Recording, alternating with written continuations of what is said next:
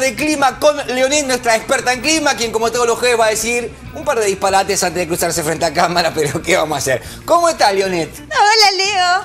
Ay, estoy re excitada hoy. Sí, re excitada. Sí, porque no me interesa tu vida sexual, contame. No me interesa tu vida sexual, contame un poco. Ay, nada que ver, Leo, me haces sonrojar como mi vestuario.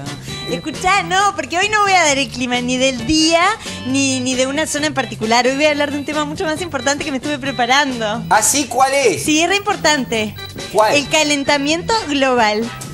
Para, Leonette, antes de que arranque, ¿no te parece que este tema está, y no te ofenda por lo que voy a decir, un poco lejos de tu alcance? No te entiendo, Leo, pero no. No, porque me estuve informando. Te digo, mira, parece que se estima que en 10 años la temperatura, los grados de clima van a estar 0.2 grados más arriba, digamos. Va a aumentar. Y bueno, el nivel del mar va a aumentar 2 centímetros. Gracias, Leonette, pero todos los días escuchamos este tipo de datos. ¿Por qué no nos das el clima para el fin de semana? Algo mucho más mundano, pero más concreto. Ay, no, Leo, hay que concientizar a la gente. Es el planeta el que está en riesgo. A ver, Leonette, está bien, dale, concientizarnos un poco, dale.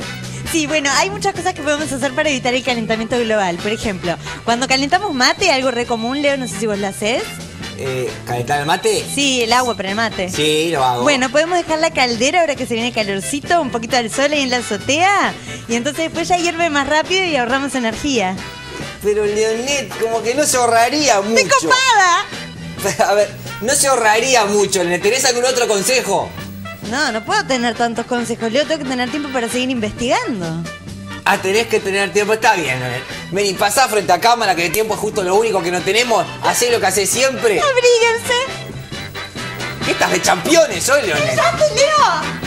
Bueno, Nacho, te pido disculpas. No sé si... Yo no tengo idea si mañana tengo que abrigarme o desabrigarme. Lo que sí les prometo es que volvemos el lunes... ¿No? ¡Apa! No hagas promesas que no podés cumplir, político. Perdón, volvemos el martes. El poder está en las manos de Leo también.